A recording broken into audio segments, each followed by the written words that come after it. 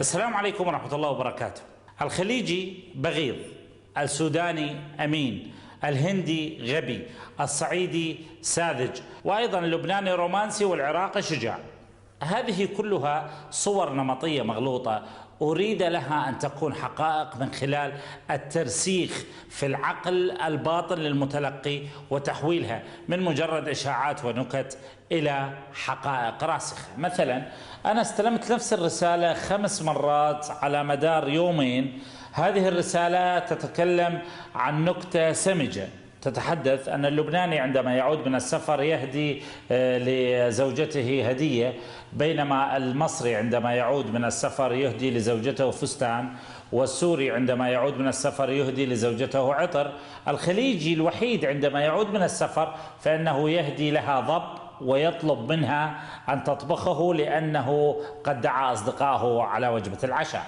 كل هذه الصور غير حقيقية، تم اختلاقها بشكل وإرسالها بكثافة أيضا من أجل ترسيخها كحقيقة. طبعا الإشاعة والنكتة واحدة من أساليب التدمير الفكري. في بداية الاحتلال البريطاني لمصر، عندما بدأت بريطانيا تبسط نفوذها على مصر، وجدت أن هنالك مقاومة من قبل الصعايدة. الصعايدة بسبب البيئة والنشأة يتميزون بعنفوان، يتميزون بشجاعة، رفضوا أن يتقولبوا ضمن الاحتلال أو أن يكونوا تحت مظلة الاحتلال.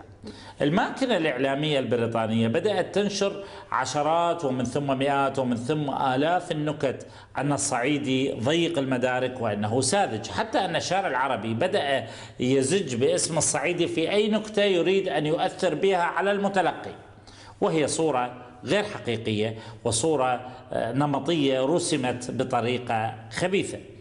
اللي أريد أقوله أن هنالك حملة كبيرة على المنطقة الخليجية بعدد من النكات التي ترسخ أن الخليجي هو أبو سروال وفانيلة، وأن الخليجية هي صاحبة الركبة السوداء.